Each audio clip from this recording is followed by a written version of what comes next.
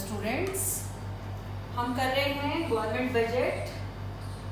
Government budget की जो first class थी उस क्लास में हमने किया था डेफिनेशन और उसके जो हमारे पास ऑब्जेक्टिव थे। ये हम कर रहे हैं मैक्रो की यूनिट 4। मैक्रो की यूनिट 4 गवर्नमेंट बजट, इसमें एक ही चैप्टर है तो वो हमारा रनिंग में पूरा चैप्टर चलेगा। अब आगे हमारा जो क्वेश्चन है वो है कंपोनेंट ऑफ गवर्नमेंट बजट। पूरा एक बड़ा टॉपिक है जो हम कंटिन्यू करेंगे। Component of government budget. अब जो गवर्नमेंट बजट है, जब हम डेफिनेशन किया या इसके जब ऑब्जेक्टिव किए तो हमें दो ही चीज़ें पता चल रही थी कि यहाँ जो गवर्नमेंट बजट है, गवर्नमेंट बजट हमें सिर्फ और सिर्फ क्या बताता है कि आने वाले साल में, कमिंग ईयर में गवर्नमेंट को पैसा कहाँ से मिलेगा, कितना पैसा कहाँ से मिलेगा, गवर्नमेंट को एक्सपेंडिचर अपना कितना और कैसे करना है। तो गवर्नमेंट बजट में जब हम ये दो चीज़ें देख रहे हैं तो गवर्नमेंट बजट के जो कंपोनेंट है वो हमारे दो हो गए, एक गवर्नमेंट रिसीव्स और दूसरा गवर्नमेंट एक्सपेंडिचर। इनको आप बजट रिसीव्स और बजट एक्सपेंडिचर भी बोल सकते हैं, क्योंकि गवर्नमेंट जब हम बात कर रहे हैं गवर्नमेंट रिसीव्स मतलब बजट रिसीव्स, और जब हम बात कर रहे हैं गवर्नमेंट एक्सपेंडिचर मतलब बजट एक्सपेंडिचर। तो आज जब हम शुरू करेंगे, सबसे पहले हम शुरू करेंगे गवर्नमेंट रिसीव्स और बजट रिसीव्स। तो चाहे आप इसको गवर्नमेंट रिसीव्स बोलो और जो हमने बोला अभी बजट रिसीव्स बोलो। तो आज हम टॉपिक यहीं से शुरू करेंगे कि गवर्नमेंट रिसीव्स और बजट रिसीव्स क्या हैं और इनके टाइप्स क्या हैं। तो अगर हम यहाँ गवर्नमेंट रिसीव्स की बात करें तो गवर्नमेंट रिसीव्स को हम दो पार्ट्स में डिवाइड करते हैं, एक है रिवेन्यू रिसीव्स और एक है हमारे पास कैपिटल रिसीव्स। अब ये रिवेन्यू और कैपिटल रिसीव्स क्या हैं, इन्हीं को हम यहाँ डिटेल में करना शुरू करते हैं। तो कंपोनेंट ऑफ गवर्नमेंट बजट में सबसे पहले हम कर रहे हैं गवर्नमेंट रिसीव्स और बजट रिसीव्स। तो सबसे पहले हम इसकी देखेंगे डेफिनेशन कि गवर्नमेंट रिसीव्स हमारे पास है क्या या बजट रिसीव्स हमारे पास क्या है। इसके लिए जो हमने गवर्नमेंट बजट में डेफिनेशन ली थी उसका एक कंपोनेंट लेके चलो, बिल्कुल सेम वही डेफिनेशन हो जाएगी, बस उसमें क्या करो, जो एक्सपेंडिचर वाला कंपोनेंट है वो आप उसको हटा दो। तो government receives refers to budget receives of the government, और बजट रिसीव्स लिख रहे हो तो क्या लिखोगे, एस्टिमेटेड। अब ये एस्टिमेटेड क्यों लिखना है ये हम लास्ट क्लास में बहुत अच्छे से बात कर चुके हैं। तो budget receives refers to estimated government receives in a financial year. तो जो डेफिनेशन आपने गवर्नमेंट बजट की थी उसमें से एक कंपोनेंट आप हटा दो। एक कंपोनेंट क्या हटा दिया आपने, जो एक्सपेंडिचर वाला कंपोनेंट है वो हटा के जो डेफिनेशन बनेगी वो हमारी क्या बन गई, गवर्नमेंट रिसीव्स की डेफिनेशन। अब डेफिनेशन के बाद हम इसके करेंगे टाइप्स कि गवर्नमेंट रिसीव्स हैं वो हमारी कितनी तरह की हैं, उनको हम अलग अलग कैटेगरी में कैसे डिवाइड करते हैं। तो टाइप्स में हमारी दो होंगी, अभी भी लिखा था मैंने स्टार्टिंग में, लेकिन इस टॉपिक को दोबारा शुरू कर रहे हैं तो इसको हम दोबारा लिख रहे हैं। एक है रिवेन्यू रिसीव्स और दूसरी है कैपिटल रिसीव्स।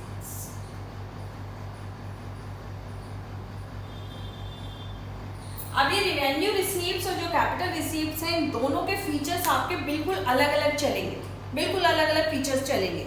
दोनों को अलग अलग आपने करना है, अलग अलग एक्सप्लेन करेंगे, फीचर्स भी अलग अलग हैं। तो सबसे पहले हम ले रहे हैं रिवेन्यू रिसीव्स। तो जब हम रिवेन्यू रिसीव्स ले रहे हैं, रिवेन्यू रिसीव्स क्या है, कुछ एग्जांपल्स देखिए, अपने दिमाग में कुछ एग्जांपल्स लिखिए कि गवर्नमेंट के पास कहाँ कहाँ से पैसा आ सकता है। अगर आप अपने आसपास नज़र दौड़ाएंगे, थोड़ा सा देखेंगे तो हमें पता चलेगा गवर्नमेंट के पास बहुत सोर्सेज से पैसा आता है। इसको मैंने आपको लास्ट क्लास में बताया था, इनकम जनरेट वर्ड्स नहीं लिखेंगे। इनकम जनरेट हम फर्स्ट यूनिट में कर चुके हैं। इनकम जो होती है वो अर्न इनकम होती है। अर्निंग जो कंसेप्ट है वो इनकम है, लेकिन गवर्नमेंट के पास जो सारा पैसा आता है सारा अर्निंग नहीं है। तो इसलिए यहाँ रिवेन्यू इनकम ये वर्ड कभी भी मत इस्तेमाल कर देना। हमेशा वर्ड इस्तेमाल होगा रिवेन्यू रिसीव्स और कैपिटल रिसीव्स। तो ये जो रिवेन्यू रिसिप्ट्स है, इसको दोनों को एक्सप्लेन करने से पहले कुछ एग्जांपल्स लेके चलो, उनको क्लैरिफाई कर लोगे तो उसके बाद इनकी डेफिनेशन समझनी आपके लिए आसान हो जाएगी। अब गवर्नमेंट, अगर हम आसपास में अभी बताया था कि जो अभी गवर्नमेंट के पास पैसा आता है उसको थोड़ा सा देखेंगे तो आपको देखिएगा हम लोग टैक्स भरते हैं, गवर्नमेंट के पास पैसा आता है। हम लोग में मतलब कंज्यूमर हो या फर्म्स हो, दोनों को टैक्स पे करना पड़ता है। दोनों जब टैक्स पे करती हैं तो गवर्नमेंट के पास पैसा आ जाता है।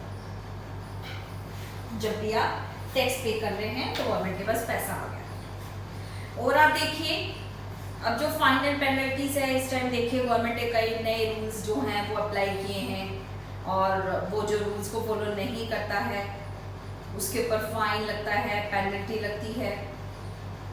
फाइन जैसे मान लीजिएगा आप गाड़ी ड्राइव कर रहे हो, आपने सीट बेल्ट नहीं पहनी है, रेड लाइट आपने जंप कर दी है, तो गवर्नमेंट को आपको फाइन पे करना पड़ता है। इससे भी गवर्नमेंट के पास पैसा आता है। फिर गवर्नमेंट जो है एज ए प्राइवेट एंटरप्रेन्योर्स बहुत सारे इंटरप्राइज रन कर रही है, railway, Nangal fertilizer industry, Bharat heavy electronic. तो ये इस तरह की बहुत सारी कंपनियां हैं जिनको गवर्नमेंट ऑपरेट करती है, और जब गवर्नमेंट ऑपरेट करती है तो इससे जो प्रोडक्शन होता है उसको वो मार्केट वैल्यू पे सेल कर रही है, उससे गवर्नमेंट को प्रॉफिट होता है। इस प्रॉफिट से भी गवर्नमेंट के पास पैसा आ रहा है। फिर उसके बाद देखिए हम अगर बैंकों में एफडी करवा रहे हैं, बैंक लोन, हम बैंकों में जब पैसा जमा करवाते हैं, चाहे एफडी करवाई हमने या कुछ भी तरीके से किया, या हमने एलआईसी की पॉलिसी खरीदी। अब एलआईसी की पॉलिसी हम खरीद रहे हैं, पैसा तो अगर मान लीजिएगा कोई मिसहैपनिंग नहीं होती तो आफ्टर 20 ईयर्स 18 ईयर्स हमारी वो पॉलिसी मैच्योर होती है, तो पैसा तो हमें 20 ईयर्स के बाद मिलेगा। लेकिन आप ये देखिए कि आए साल हमें उसका प्रीमियम देना पड़ता है, तो वो प्रीमियम का पैसा गवर्नमेंट के पास जमा रहता है, तो इससे भी गवर्नमेंट के पास पैसा आ जाता है इस फाइनेंशियल ईयर में, क्योंकि एक ही फाइनेंशियल ईयर की बात करेंगे। ऐसे गवर्नमेंट आरबीआई से बोरो करती है। गवर्नमेंट आपने देखा होगा मेट्रो के लिए हमने जापान से लोन लिया हुआ है, तो ऐसे गवर्नमेंट आरबीआई से भी बोरो करती है, रेस्ट ऑफ वर्ल्ड से भी बोरो करती है। तो ये मैंने कुछ एग्जांपल्स दिए। ये एग्जांपल्स हम किस चीज़ के कर रहे हैं कि गवर्नमेंट के पास पैसा कहाँ कहाँ से आ रहा है।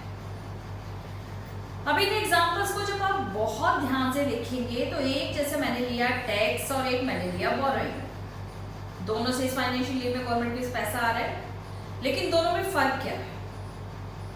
टैक्स, जब गवर्नमेंट टैक्स से, फाइन से पैसा कलेक्ट करती है, कोई भी टैक्स है, फाइन है, गवर्नमेंट उससे पैसा कलेक्ट कर रही है, तो ये जो गवर्नमेंट के पास पैसा आता है, इस पैसे से गवर्नमेंट की कोई लायबिलिटीज इंक्रीज नहीं होती है।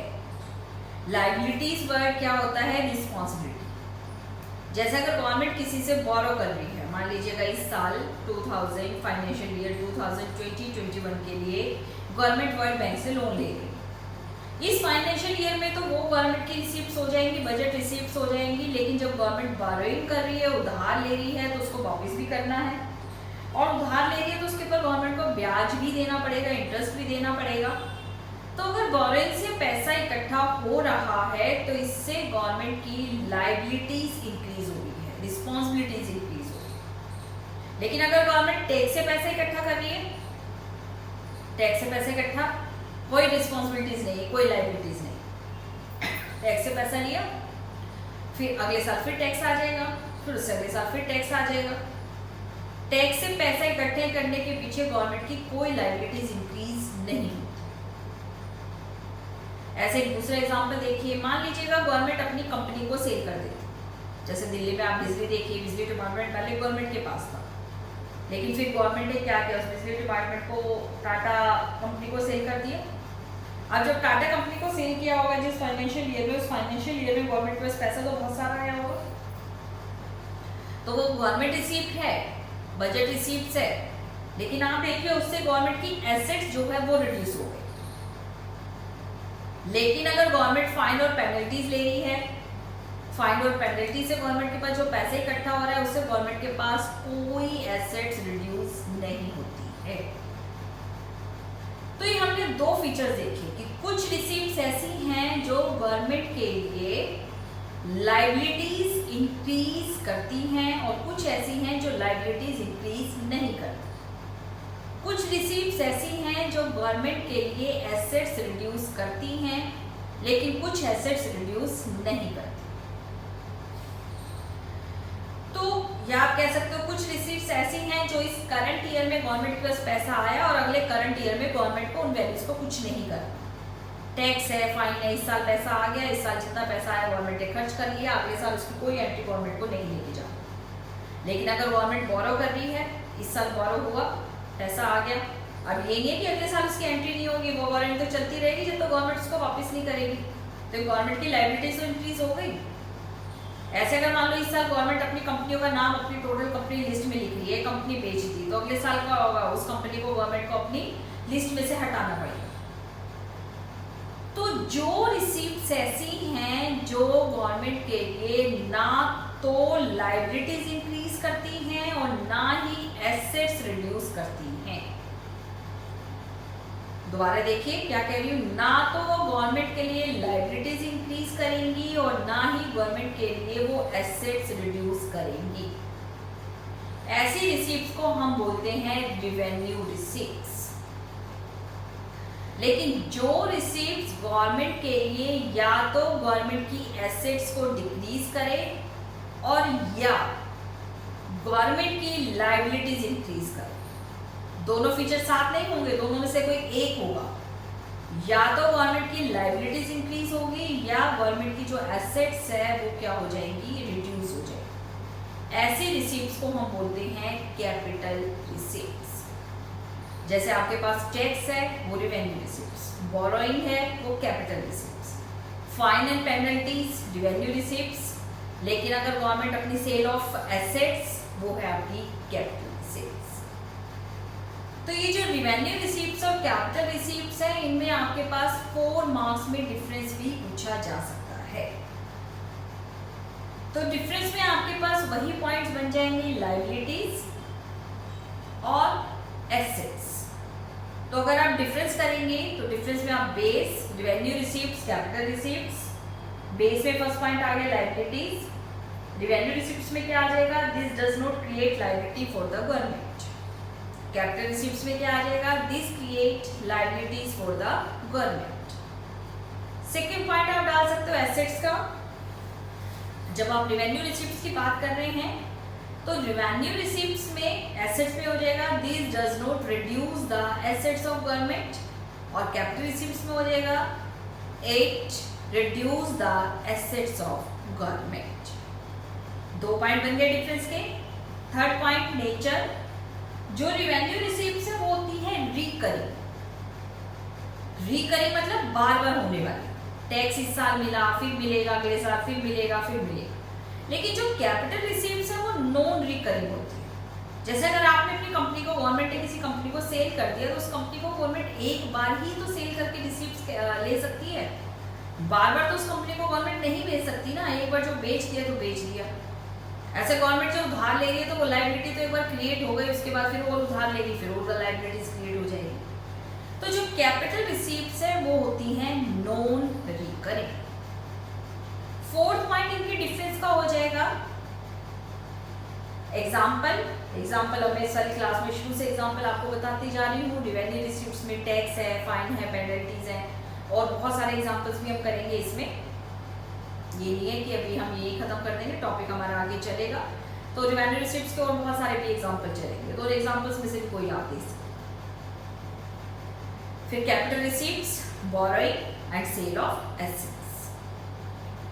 तो ये हमने दोनों के जो फीचर्स किए, दोनों के फीचर्स के बेस पर आपके पास यहाँ क्वेश्चन कैसे कैसे आ सकते हैं। क्वेश्चन आपके पास आ सकते हैं स्टेट या explain revenue receipts, explain features of revenue receipts, explain features of capital receipts.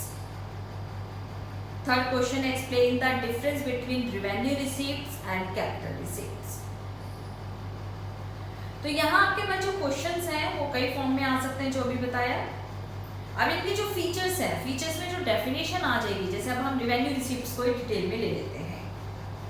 अब इनके फीचर्स को मैंने दोनों को साथ साथ इसलिए समझाया था क्योंकि आपके लिए इसका डिफरेंस करना आसान हो जाए। दोनों चीजें एक साथ लेके चलते हो तो दोनों चीजें में एक साथ करने में आपके पास इसका डिफरेंस करना ईजी हो जाता है। तो अब आगे हम इन दोनों में से फीचर्स करने के बाद इन दोनों में आगे हम जो है इसके जो डिटेल है, रेवेन्यू रिसिप्ट्स को हम डिटेल में लेके चलेंगे।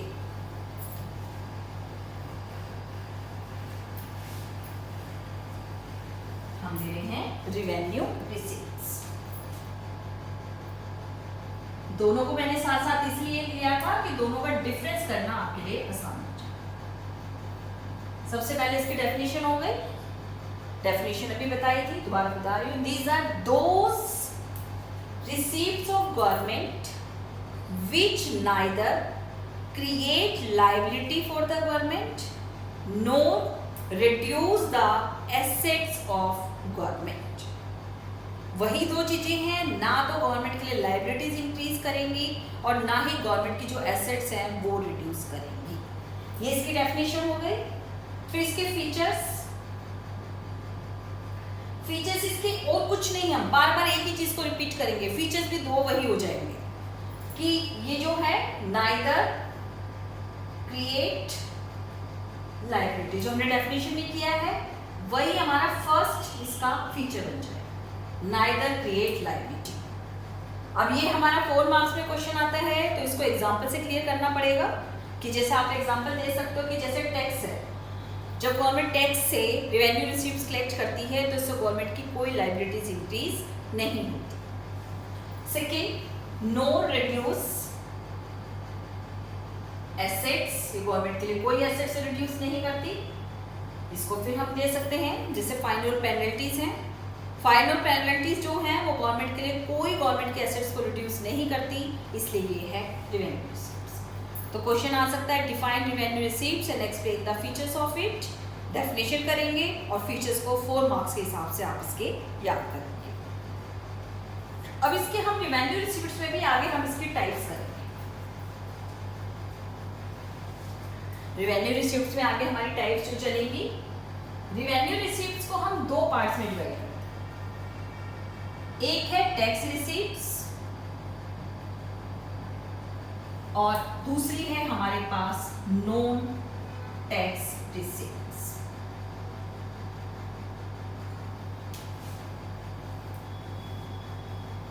अब यहाँ हम डिटेल से शुरू करेंगे क्योंकि क्वेश्चन इसके जो ब्रांचेस निकलती जा रही हैं, गवर्नमेंट बजट की 2 ब्रांचेस थी, रिसीप्ट्स और एक्सपेंडिचर, फिर रिसीप्ट्स की 2 ब्रांचेस हुई, रेवेन्यू और कैपिटल। अब रेवेन्यू रिसीप्ट्स की भी 2 ब्रांचेस निकल गई, टैक्स रिसीप्ट्स और नॉन टैक्स रिसीप्ट्स। क्लास के एंड में पूरा चार्ट बना के दिखा दूंगी मैं आपको, जिससे आपको ये और बहुत ज़्यादा क्लियर हो जाएगा। तो रेवेन्यू रिसीप्ट्स में हम 2 लेके चल रहे हैं, टैक्स रिसीप्ट्स और नो टैक्स रिसीप्ट्स। दोनों में क्वेश्चंस आपके अलग अलग आते हैं, अलग अलग दोनों को हमने डिटेल करना है। तो सबसे पहले हम ले रहे हैं टैक्स रिसीप्ट्स। टैक्स रिसीप्ट्स क्या है? तो अगर जब हम टैक्स रिसीप्ट्स की हम बात करते हैं तो टैक्स रिसीप्ट्स हमारे पास गवर्नमेंट को टैक्स से जो भी रिसीप्ट्स मिलती हैं उन्हें हम बोलते हैं टैक्स रिसीप्ट्स। मतलब टैक्स से जो गवर्नमेंट के पास पैसा कलेक्ट हो रहा है वो पैसा हमारा कहलाता है टैक्स रिसीप्ट्स। अब टैक्स रिसीप्ट्स के बाद इसमें आगे हमने करना है टैक्स की डेफिनेशन। टैक्स क्या है? ये सारे 1 मार्क्स के क्वेश्चन आपके पास आ सकते हैं। तो इसमें हमने करना है आगे कि हमारे पास टैक्स क्या है।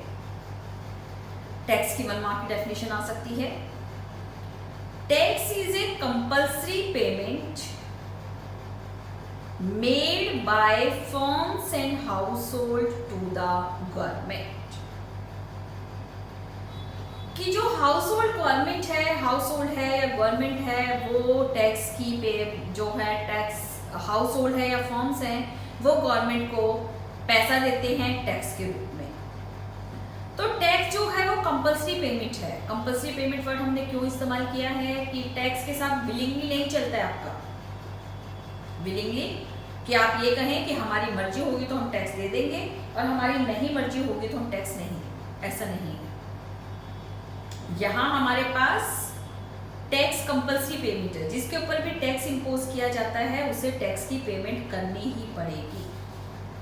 तो अगर हम डेफिनेशन देखें तो tax is a compulsory payment which is made by firms and household to the government and tax payer can not expect any profit from the government in return of tax. कि अगर मैं government को tax पे कर रही हूँ तो मैं गवर्नमेंट से ये उम्मीद करूँ कि गवर्नमेंट मेरे लिए ही ये सब कुछ करेगी। मतलब कि जो टैक्स पे नहीं कर रहा उनको गवर्नमेंट ये सर्विस प्रोवाइड नहीं करेगी, लेकिन अगर मैं टैक्स पे कर रही हूँ तो मेरे लिए गवर्नमेंट सर्विस प्रोवाइड करेगी। ऐसा नहीं हो सकता। जैसे मान लीजिएगा मैं हाउस टैक्स पे करती हूँ, लेकिन मेरे एरिया में कुछ लोग ऐसे हैं गवर्नमेंट नॉर्म्स के हिसाब से, उनका मकान का एरिया छोटा है या कुछ भी है, वो हाउस टैक्स पे नहीं कर रहे। या आप अलग अलग एरियाज में लिख लीजिए, कुछ जो आपके पास कुछ एरियाज ऐसे हैं जहाँ भी हाउस टैक्स इम्पोज ही नहीं हुआ है, वहाँ लोग नहीं देते हैं, और मैं हाउस टैक्स पे कर रही हूँ तो गवर्नमेंट मेरे एरिया में तो सड़कें बना देगी और जिस एरिया में लोग हाउस टैक्स पे नहीं करते वहाँ सड़कें नहीं बनेगी। ऐसा नहीं होता। तो जो पर्सन टैक्स पे करता है वो गवर्नमेंट से कोई बदले में उम्मीद करे कि उसको बदले में, टैक्स के बदले में कोई प्रॉफिट मिलेगा, ये ऐसा नहीं। तो ये हमारे पास हो गई टैक्स की डेफिनेशन कि टैक्स क्या है। अब इसमें हम टैक्स के टाइप्स करेंगे। टैक्स के टाइप्स आपकी बुक्स में बहुत सारे तरीके से टैक्स को क्लासिफाई किया होगा, लेकिन आपके जनरली जो है वो आपके जो टैक्स है वो सारे टाइप्स को छोड़कर अब आपके सिलेबस में एक ही टैक्स की टाइप है, और वो टाइप है आपके पास डायरेक्ट एंड इनडायरेक्ट टैक्स। तो टैक्स में जो हम करेंगे, टैक्स में हमें करना है direct and indirect tax. Direct और इनडायरेक्ट टैक्स, ये भी क्वेश्चन आपके पास 4 मार्क्स में आ सकता है। Difference between direct tax and indirect tax, ये 4 मार्क्स में क्वेश्चन आ सकता है। डायरेक्ट एंड इनडायरेक्ट टैक्सेस में डिफरेंस बताइए। और डायरेक्ट और इनडायरेक्ट टैक्सेस में जब हम डिफरेंस की बात कर रहे हैं तो हमारे पास यहाँ कई 4 मार्क्स से क्वेश्चन के हिसाब से करना है, तो कई हमें पॉइंट्स यहाँ करने पड़ेंगे। अब डायरेक्ट टैक्स हमारे पास क्या है? Direct tax are those taxes which are imposed on the persons and paid by the same person। क्या मतलब हुआ इसका? कुछ एग्जाम्पल देखिए। मान लीजिएगा इनकम टैक्स है और एक है इंटरटेनमेंट टैक्स। इनकम टैक्स जिसकी इनकम है उसके ऊपर लगता है, जेब से भी उसी की जाता है, गवर्नमेंट को भी वही पे करना। लेकिन आप देखिए एंटरटेनमेंट टैक्स लगता है सिनेमा मालिकों के ऊपर, लेकिन सिनेमा मालिक क्या करते हैं, जब मूवी की टिकट देते हैं तो मूवी की टिकट में वो टैक्स को इंक्लूड कर देते हैं। अब मूवी की टिकट हम खरीदते हैं, हम मतलब कंज्यूमर, तो टैक्स रियल में टैक्स कौन पे कर रहा है? कंज्यूमर। बस सिनेमा मालिक तो क्या करते हैं, जाके गवर्नमेंट को पे कर देते हैं, उनकी जेब से नहीं निकलते। तो ये जो टैक्स है कि पे कोई और करता है, जेब से किसी और के निकलते हैं, ये होता है इनडायरेक्ट टैक्स। और डायरेक्ट टैक्स जो पे कर रहा है उसी की जेब से ही निकल रहा है। तो ये जो जेब से निकलने वाला वर्ड है ये इस्तेमाल नहीं करना, इसके लिए प्रॉपर हम कुछ वर्ड यूज करते हैं, वो वर्ड ही आपको इसमें लिखने हैं। ये तो सिर्फ मेरा मतलब आपको समझाने का। डायरेक्ट टैक्स जिस पर्सन के ऊपर इम्पोज किए जाते हैं उसका रियल बर्डन भी उसी को फेस करना पड़ता है। रियल बर्डन मतलब उसकी जेब से निकलेंगे तो रियल बर्डन उसी के ऊपर। देखिए इनडायरेक्ट टैक्स में क्या है, जो पे करता है उसका रियल बर्डन उसके ऊपर नहीं पड़ता। इसको बोलते हैं इम्पैक्ट और इंसिडेंस। इम्पैक्ट मतलब इफेक्ट क्या पड़ रहा है, और इंसिडेंट मतलब लास्ट में जेब से किसकी निकल। तो डायरेक्ट और इनडायरेक्ट टैक्स में अगर हम डिफरेंस देखें तो फर्स्ट डिफरेंस क्या हो गया कि जो डायरेक्ट टैक्स हैं वो टैक्स जो हैं पर्सन्स पर इम्पोज किए जाते हैं, जबकि इनडायरेक्ट टैक्स है वो जनरली गुड्स सर्विसेज वगैरह पर इम्पोज किए जाते हैं। डायरेक्ट टैक्स को आप शिफ्ट नहीं कर सकते।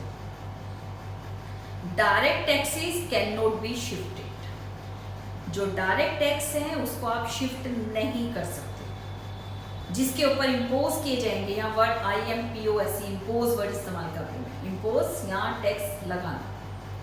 डायरेक्ट टैक्स जिसके ऊपर इम्पोज किए जाते हैं उसी को गवर्नमेंट को पे करना पड़ता है, लेकिन जो इनडायरेक्ट टैक्स हैं वो शिफ्ट हो जाते हैं, और जनरली जो टैक्स शिफ्ट होते हैं वो लास्ट में कंज्यूमर के ऊपर शिफ्ट होते हैं। जैसे GST है, गुड्स एंड सर्विसेज टैक्स, लगता प्रोड्यूसर के ऊपर है। प्रोड्यूसर क्या करता है, गवर्नमेंट को पे तो करता है, लेकिन प्रोड्यूसर अपने सामान के उतने ही रेट बढ़ा देता है, प्राइस इंक्रीज कर दिया। प्राइस इंक्रीज करने से लास्ट में बर्डन किसके ऊपर पड़ा? कंज्यूमर के ऊपर। तो सारा उसने किसकी जेब से निकाल लिया? कंज्यूमर की जेब से। तो सेकंड पॉइंट क्या हो गया कि जो डायरेक्ट टैक्स है उसको आप शिफ्ट नहीं कर सकते, लेकिन जो इनडायरेक्ट टैक्स है उसको आप शिफ्ट कर सकते हो। ये एक से दूसरे के ऊपर लास्ट में जाके कंज्यूमर को इसको फेस करना। थर्ड पॉइंट, जो डायरेक्ट टैक्स है उसकी जो पहुंच है, उसका जो एरिया है वो बहुत कम है। जैसे आप देखिए दिल्ली में 4% लोग जो है इनकम टैक्स पे करते हैं, लेकिन इनडायरेक्ट टैक्स तो हम सभी पे कर रहे हैं। हम कोई भी सामान खरीद रहे हैं तो उसमें जीएसटी इन्वॉल्व है, तो जीएसटी इन्वॉल्व है मतलब हम वो टैक्स पे ही कर रहे हैं। तो इनडायरेक्ट टैक्स जो है वो एक बहुत बड़ी पॉपुलेशन को इन्वॉल्व कर रहे हैं। उसके बाद आप इसके एग्जांपल्स ले सकते हो। एग्जांपल से पहले आपके पास एग्जांपल्स हैं। एग्जांपल में आपके पास हो गया हाउस टैक्स, डायरेक्ट टैक्स में house tax, income tax, profit tax. Indirect tax में आपके पास हो गया जीएसटी, और जीएसटी लगने से पहले तो सारे टैक्स इनडायरेक्ट टैक्स थे, सेल्स टैक्स, एक्साइज ड्यूटी। लेकिन आज क्या है? जीएसटी है वो इनडायरेक्ट टैक्स है। उसके बाद एक्सपोर्ट्स एंड इंपोर्ट ड्यूटीज हैं, वो सारे आपके इनडायरेक्ट टैक्स। इसके एग्जांपल्स को बहुत अच्छे से कर लेना। एग्जांपल्स को अच्छे से करने के लिए किस लिए कह रही हूँ? क्योंकि कई बार क्वेश्चन क्या होता है, डायरेक्ट और इनडायरेक्ट टैक्स के जो आपके पास टाइप्स देकर आपसे 4 मार्क्स में क्वेश्चन पूछ लेते हैं, classify the following taxes into direct and indirect taxes. तो ये एग्जांपल हो गए। एग्जाम्पल के बाद इफेक्ट देखिए। जो डायरेक्ट टैक्स है, डायरेक्ट टैक्स का इफेक्ट रिच पर्सन्स पर ज्यादा पड़ता है और पुअर पर्सन्स पर कम पड़ता है। जैसे आप इनकम टैक्स देख लीजिए, जिन लोगों की इनकम कम है उनको टैक्स कम पे करना पड़ता है, जिन लोगों की इनकम ज्यादा है उनको ज्यादा टैक्स पे करना पड़ता है। ऐसे हाउस टैक्स देख लीजिए, जिनका मकान छोटा है उनको कम टैक्स देना है, जिनका मकान बड़ा है उनको ज्यादा टैक्स देना है। बड़ा मकान मतलब अमीर व्यक्ति, छोटा मकान मतलब गरीब व्यक्ति। तो जो डायरेक्ट टैक्स है उनका जो बर्डन है रिच पर्सन्स पर ज्यादा है और पुअर पर्सन्स पर कम है। इसलिए हम कहते हैं कि जो डायरेक्ट टैक्स है वो नेचर में प्रोग्रेसिव है। प्रोग्रेसिव टैक्स मतलब जब यहाँ प्रोग्रेसिव की बात करें, प्रोग्रेसिव का मतलब जिनका अमीरों पर ज्यादा बर्डन पड़े और गरीबों पर कम पड़े, ऐसे टैक्स को हम बोलते हैं प्रोग्रेसिव टैक्स। तो जो डायरेक्ट टैक्स है, डायरेक्ट टैक्स हमारे कहलाते हैं प्रोग्रेसिव टैक्स। लेकिन जो इनडायरेक्ट टैक्स है, इनडायरेक्ट टैक्स से उल्टा है। इसका बर्डन गरीबों पर ज्यादा और अमीरों पर कम पड़ता है। कैसे? एक टूथपेस्ट है, उस टूथपेस्ट के ऊपर मान लीजिएगा जीएसटी जो लगा है वो लगा है 10 रुपये। अब जो उसका सेलर है उसने तो 10 रुपये टैक्स बढ़ा दिया। 10 रुपये टैक्स बढ़ाने का मतलब उसने क्या किया? उसकी प्राइस 10 रुपये इंक्रीज कर दी। अब एक व्यक्ति जो 1 लाख रुपए कमा रहा है वो भी टूथपेस्ट खरीद रहा है, तो वो भी उसके ऊपर 10 रुपीज पे कर रहा है टैक्स। और एक व्यक्ति जिसकी इनकम 10,000 है वो भी जब टूथपेस्ट खरीद रहा है तो वो भी इंक्रीज प्राइस ही दे रहा है। ये तो है जिसको सस्ती चीजें मिल रही हैं, वो भी 10 रुपये टैक्स दे रहा है। तो अब देखो, जिनकी इनकम 1 लाख है और जिनकी इनकम 10,000 है, दोनों को सेम अमाउंट में टैक्स पे करना पड़ रहा है। अब अमीर व्यक्ति जिसकी इनकम ज्यादा है उसको तो अगर इतना सा टैक्स देने में कोई फर्क नहीं पड़ता, लेकिन एक गरीब व्यक्ति जिसकी इनकम बहुत कम है वो सेम अमाउंट का टैक्स पे कर रहा है, तो उसके उस टैक्स का बर्डन बहुत ज्यादा हो जाएगा। तो जो इनडायरेक्ट टैक्स होते हैं वो नेचर में रिग्रेसिव होते हैं। रिग्रेसिव कैसे? इनका बर्डन अमीरों पर कम और गरीबों पर ज्यादा। अब अमीरों पर कम और गरीबों पर ज्यादा कैसे? जो अभी एग्जांपल बताया था, यही एग्जांपल ध्यान में रखना कि मान लीजिएगा 2 लोग हैं जिनका इनकम ग्रुप अलग अलग है, लेकिन टैक्स अमाउंट उनको सेम पे करना पड़ेगा। तो एक अमीर व्यक्ति को उसका कोई जोड़ नहीं आएगा, उसके ऊपर कोई बर्डन नहीं पड़ेगा क्योंकि उसके पास बहुत पैसा। लेकिन एक जो गरीब व्यक्ति है उसको तो अपनी कोई ना कोई नीड जो है वो वहाँ कम करनी पड़ेगी, क्योंकि टैक्स का पैसा उसकी जेब से जबरदस्ती वसूल कर दिया। तो डायरेक्ट टैक्स प्रोग्रेसिव होते हैं जबकि इनडायरेक्ट टैक्स रिग्रेसिव होते हैं। जब भी किसी देश में टैक्स स्ट्रक्चर में बात की जाती है तो हमेशा ये कहा जाता है कि टैक्स अमाउंट में हमेशा डायरेक्ट टैक्सेस का रेशो आपके पास ज़्यादा होना चाहिए, जबकि इनडायरेक्ट टैक्स है उनका रेशो कम होना चाहिए। क्योंकि जो डायरेक्ट टैक्स है वो जो रिच पर्सन्स है, जो रिच क्लास है, उससे ही पैसा वसूलता है, जबकि गरीबों को इसमें काफ़ी कुछ छूट मिल जाती है। जैसे इंडिया में आप इनकम टैक्स की स्लैब देखिए, अलग अलग स्लैब, जितनी इनकम बढ़ती चली जाती है उतनी यहाँ आपके टैक्स रेट जो है वो इंक्रीज हो रहा है। तो जिसके पास पैसा ज़्यादा है तो वो ज़्यादा टैक्स दे भी दे तो कोई फर्क नहीं पड़ता। तो इसलिए किसी देश में जब भी टैक्स स्ट्रक्चर में इंप्रूवमेंट की बात होती है तो टैक्स स्ट्रक्चर में इंप्रूवमेंट में हमेशा यही कहा जाता है कि डायरेक्ट टैक्स का रेशो ज़्यादा होना चाहिए, लेकिन होता नहीं है। जनरली हर एक देश में इनडायरेक्ट टैक्स का रेशो ही ज़्यादा रहता है। तो हम कर रहे हैं रिवेन्यू रिसीप्ट्स। रिवेन्यू रिसीप्ट्स में हमने किया टैक्स रिसीप्ट्स। टैक्स रिसीप्ट्स में दोबारा फिर बता दूं, टैक्स रिसीप्ट्स की डेफिनेशन, टैक्स की डेफिनेशन और डायरेक्ट और इनडायरेक्ट टैक्स में डिफरेंस, ये 4 मार्क्स के लिए आपको इसमें करना है। अब ये हमारा यहाँ कंप्लीट हो गया। अगला टॉपिक बड़ा है तो अगले टॉपिक को मैं नेक्स्ट वीडियो में लूँगी। तो इस सारे टॉपिक को यहीं कंप्लीट करके हम अगला ले रहे हैं। नेक्स्ट वीडियो में हम लेंगे नो टैक्स रिसीप्ट।